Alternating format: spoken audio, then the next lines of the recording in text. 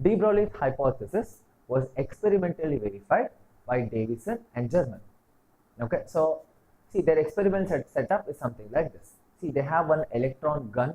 See, basically electron gun is they have a huge potential difference. So electrons will start jumping, and then electron comes out as a beam. Okay, so they are called as electron guns. Now there is a nickel plate. Now nickel plate is used, or you can say nickel crystal is used, because the atomic distance between two nickel atoms is 0.191 angstrom. Okay, so it's known. So once the electron beam hits the nickel's, you can say, surface, it deflects. Now to catch that electron, we have a movable galvanometer. Okay, so as the galvanometer will keep on moving in that particular path. So wherever the electron comes, it catches the electron. All right. Now, what they did in this particular experiment.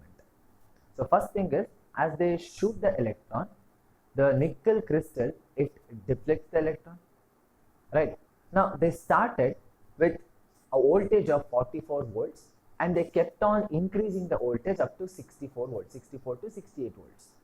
Okay, now every time they had, let's say, at 44 volts, at 48 volts, 50, 54, like this, they kept on changing the voltage. So in every voltage, they had something like a small bump. Okay, so as you can see in the graph here, see, they have a small bump. Now at 54 volts, they saw that that particular bump was to a very much, you can say, it's very extreme. Okay, so at 54 volts, the bump was the highest. Now they measured at what angle is it getting. So the angle came up to 50 degrees. That means at 54 volts, the angle was 50 degrees, right? So then what they did was, first thing, they tried applying the diffraction formula, which is 2d sine theta. Okay. Now once they applied that, they got the value of lambda to be 1.65 angstrom. Okay. Now diffraction happens whenever anything, or basically diffraction is a wave nature, correct? So here we are shooting electrons, and it's giving us lambda is equal to 2d sine theta, or when you apply that, we are getting 1.65 angstrom, right? Now according to de Broglie's hypothesis, we have a formula, lambda is equal to h by p. Now if voltage is given, then the same formula changes to 12.27 by square root of V angstrom, where V is the voltage. When they apply that here, they got 12.27 by root of 54. They got it as 1.66 angstrom. Now, when they calculated using diffraction, basically the wave nature, we got 1.65 angstrom. Using de Broglie's hypothesis, we got 1.66 angstrom. Now, experimentally and theoretically, they are almost the same, correct?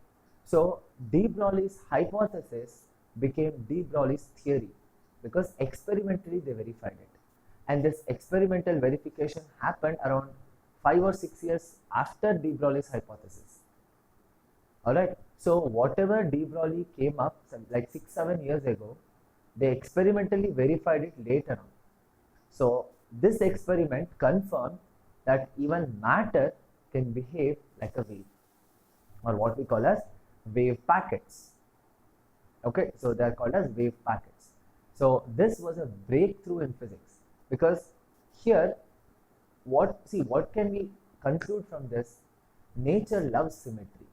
That is, if particle, or you can say a radiation can behave like a particle, then particle can behave like a wave. So both are true. Okay, so from 1900s to 1930s, so there was a huge contribution to physics, that is, particle can behave like a wave and wave can behave like a particle.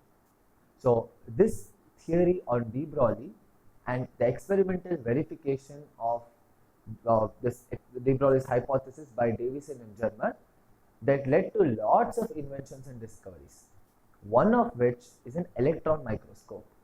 So what happens in an electron microscope, you'll see in the next video.